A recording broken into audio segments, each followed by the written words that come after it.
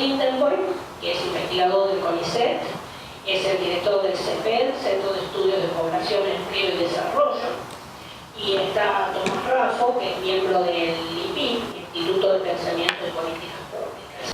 A ver, el punto sobre la estrategia, el modelo productivo. A ver, yo creo que lo único que podemos decir acá es que lo que no hubo aquí son políticas productivas. ¿Qué es lo que, como llama, qué es lo que, hacia dónde, para qué y para quién? Sí, realmente no tenemos tiempo y además cada uno puede tener una visión, pero sí lo que creo es que aquí lo que no hubo es o sea, yo creo que implícitamente esta visión de que el crecimiento iba a arrastrar a la producción, yo creo que aquí la cuestión es precisamente la falta de directrices sobre cómo orientar la inversión, hacia qué sectores, y cuando digo esto no es un tipo sentado, un burócrata sentado diciendo, sino estructurando las alianzas políticas necesarias para generar para que vaya emergiendo alguna idea de hacia dónde este país puede crecer sobre bases sostenidas, porque claramente no lo puedo hacer solamente, como decía Javier, creciendo el consumo. Eso es una parte ineludible y algo que no es incompatible con el aumento de la inversión, pero uno tiene que ver sobre qué bases una economía como la Argentina crece, tiene que discutir esto que recién preguntaba, sobre si es posible hacerlo a nivel nacional o es necesario integrarse en un ámbito regional, o cuál es el papel de la integración.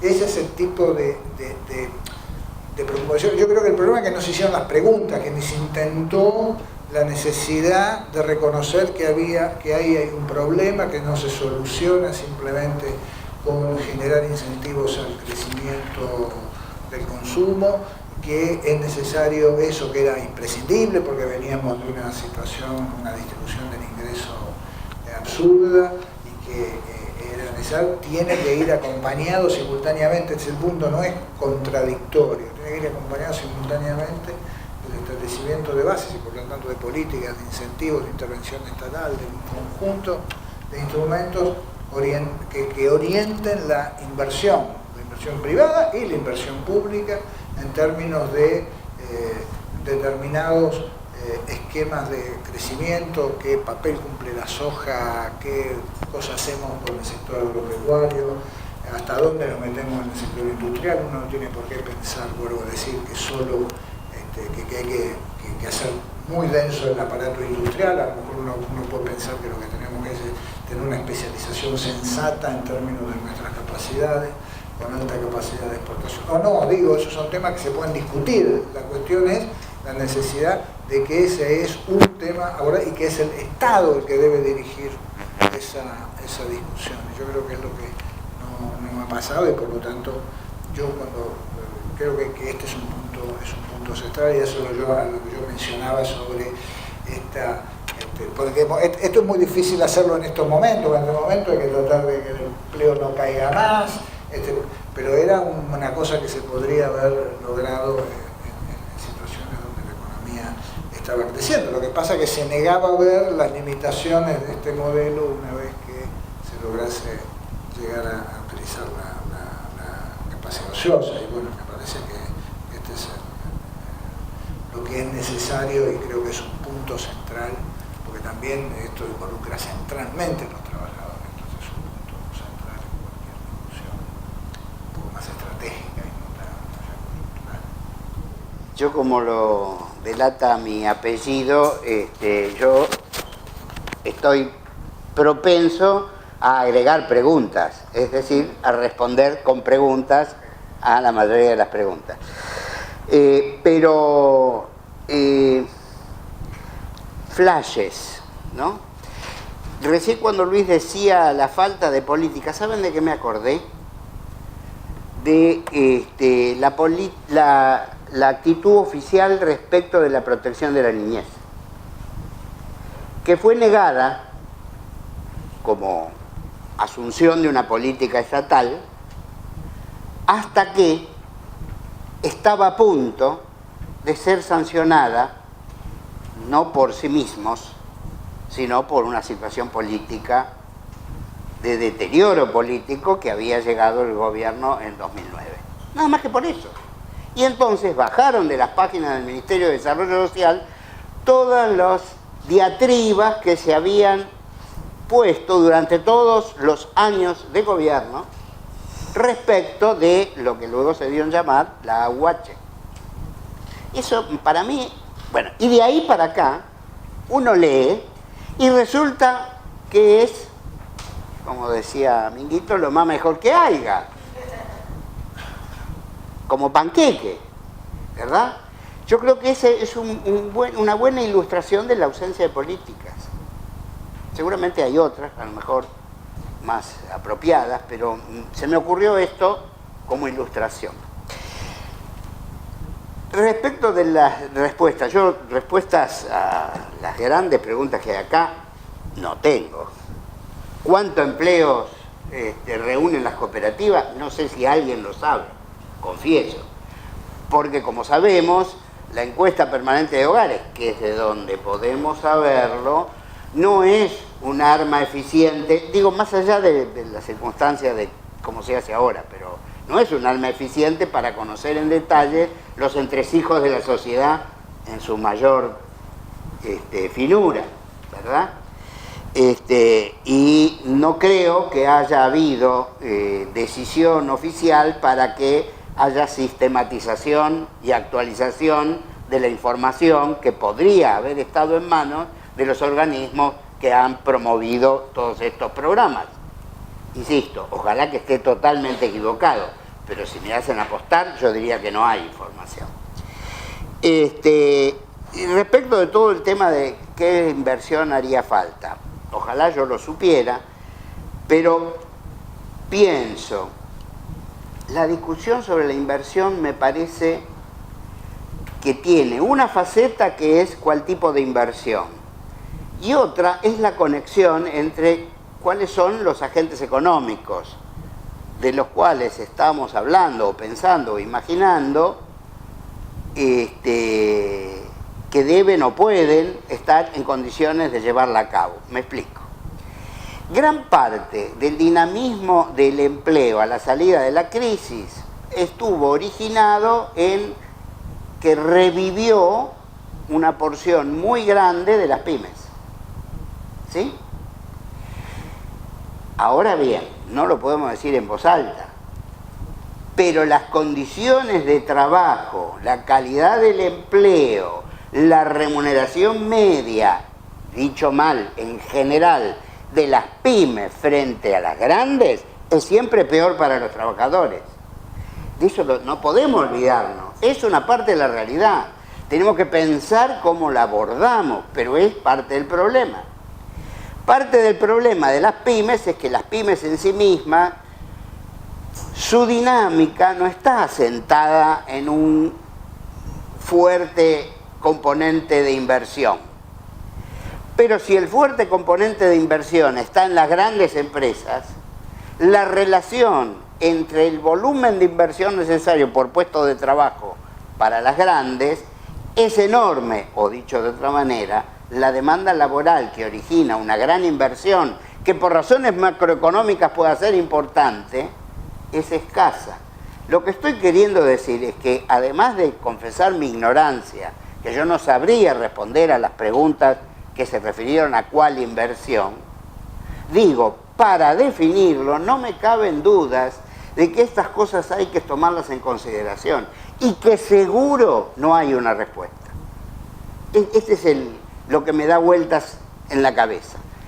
Con un agregado para la discusión sobre el tema laboral, que es que en Argentina, como en cualquier lado, es imprescindible que la economía de esta sociedad se haga cada vez más productiva. Es decir, que en conjunto tengamos mayor capacidad de generar bienes y servicios. Porque, nota al pie, yo no sé si cuando se habló de riqueza hace un rato de qué se estaba hablando. A veces uno tiene más facilidad de imaginarse si están mal repartidos los pollos, agarremos un pollo cada uno, etc. Pero una vez que nos comimos el pollo, como dice el refrán, listo el pollo. Lo que creo yo que la discusión rica es cómo organizamos una sociedad que produzca y distribuya de manera más equitativa. Porque si nos comemos lo que ya está y no nos preocupamos de la producción, lo que yo dije al principio tiene que ver con esto, estamos en un callejón difícil de resolver.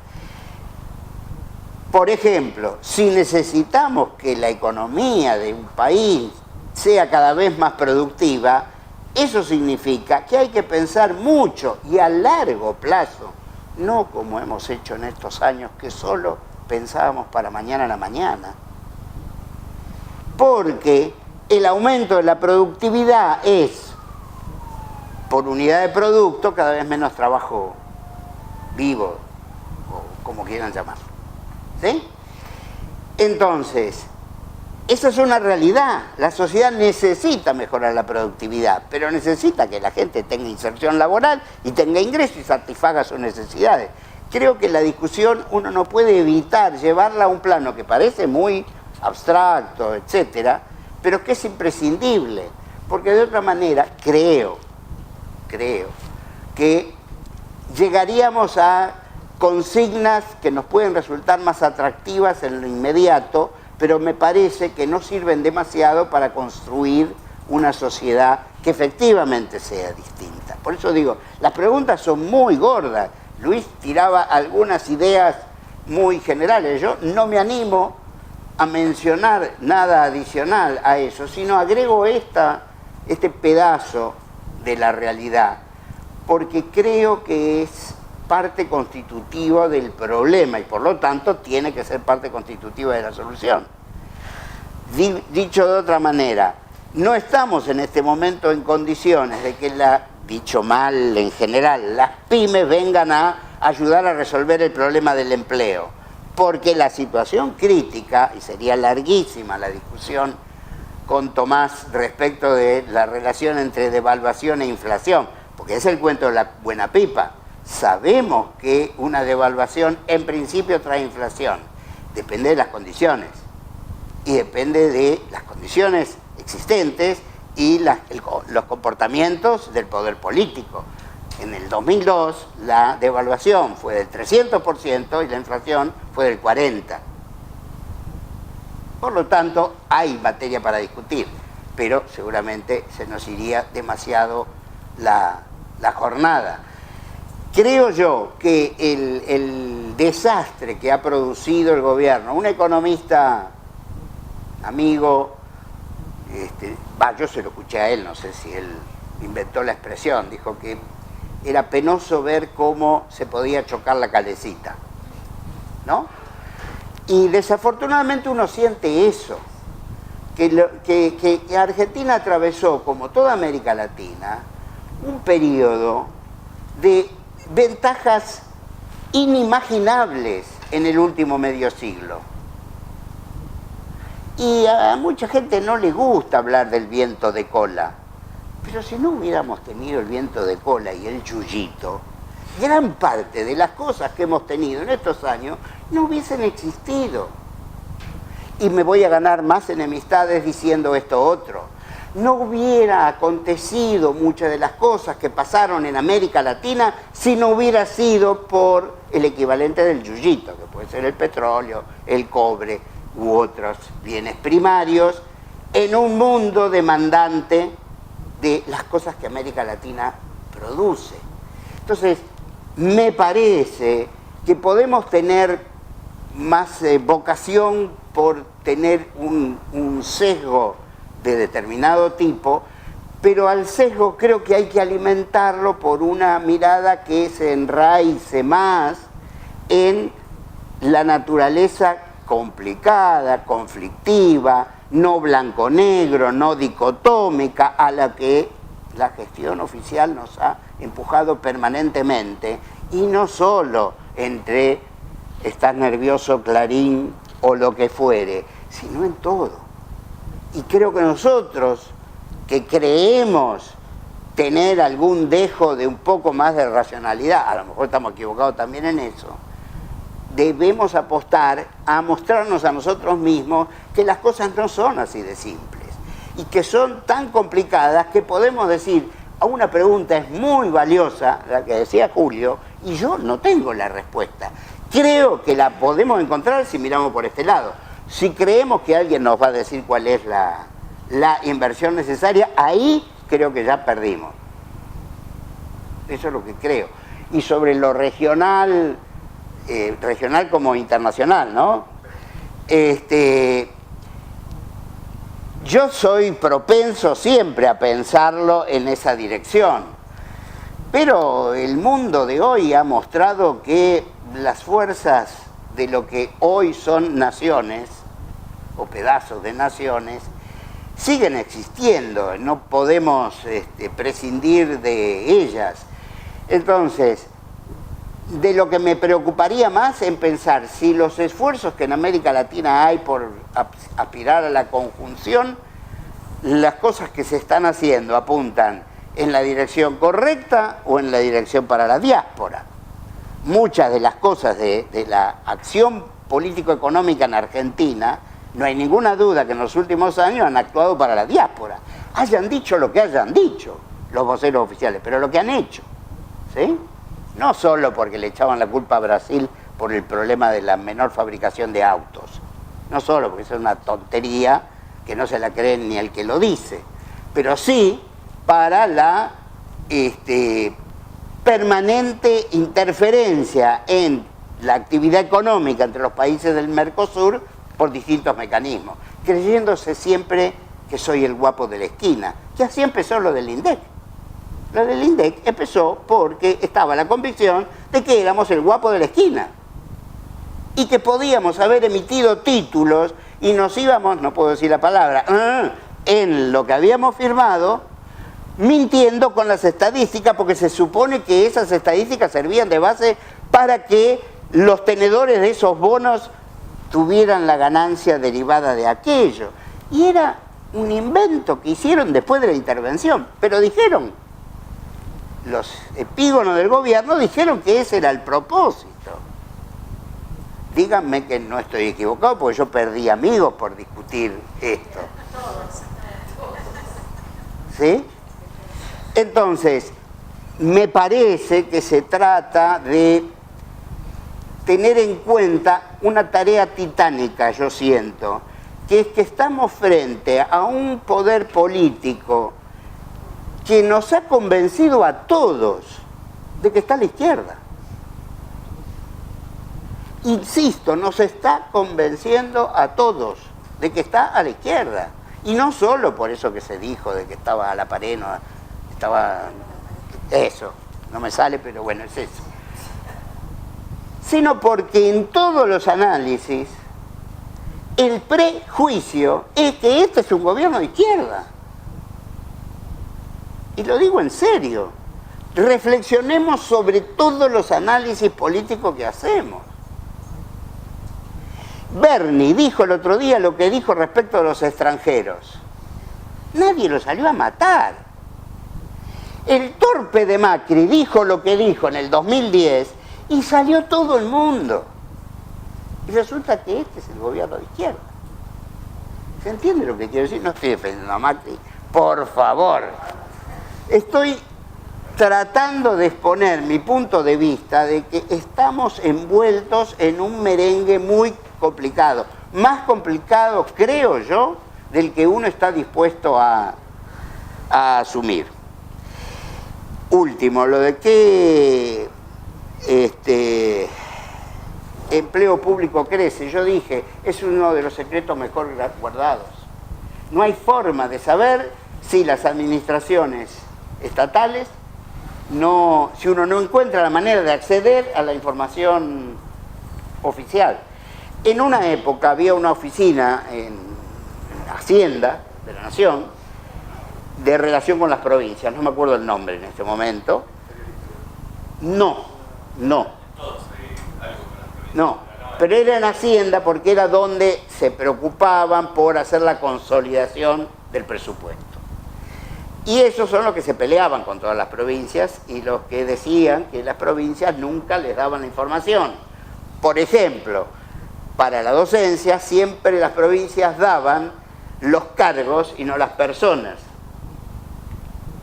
¿Sí? De eso me acuerdo porque me lo contaron.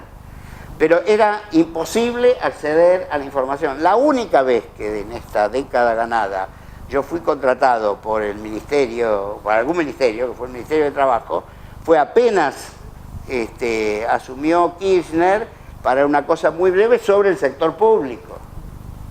No llegamos a ningún lado. Y era una búsqueda del Ministerio de Trabajo que quería saber qué pasaba sobre el sector estatal. Está bien, la pretensión que tenía era pequeña, porque era solo sobre el ámbito nacional. Pero yo quise aprovechar esa circunstancia para conseguir ayuda. Bueno, no les puedo contar el fiasco. Por lo que se tiene, lo que uno cree que se tiene. La información del CIPA, ¿no? De lo que son los trabajadores formales y que con eso permitimos ver cómo se había comportado el empleo durante el 2013, marcaba que en el 2013, en términos de asalariados registrados, en un contexto en que se había perdido 7.000 puestos de trabajo durante todo el 2013, el sector público había incrementado en casi 70.000, 67.000 puestos de trabajo, de los cuales dominantemente el 60% eran las provincias y municipios. La información del primer trimestre del 2014 marca que en un contexto peor, es decir, en vez de 7.000 puestos de trabajo menos, tenemos en el sector privado formal del CIPA 65.223 puestos de trabajo menos. En un contexto de mayor crecimiento de la destrucción del empleo asalariado privado, el sector público no tiene crecimiento del empleo, tiene caída de 41.350. Es decir, acompaña la caída del sector privado. Y cuando uno observa y compara el primer trimestre del 2014 contra el primer trimestre del 2013, donde todavía está el efecto del incremento en el 2013 y está la primera parte de la caída del 2014, efectivamente ve ahí que hay un crecimiento de 40.000 puestos de empleo del sector público, pero ya no es 70-30, sino que es 50-50. Con lo cual, la perspectiva es que aquel papel contracíclico que tuvieron los estados está más disminuido en la parte provincial y municipal, efecto de crisis fiscales, que la cuestión nacional. Consecuentemente, en un escenario más preocupante en términos de empleo, se ven dificultades ya en los gobiernos provinciales y municipales para hacer frente a la situación en un contexto en donde las provincias y municipios son mucho más dependientes del sector público que respecto al nacional, donde hay más potencia para... No, claro, no, con las dificultades que tenemos, claro, sí, obviamente. Tienen las provincias consolidadas.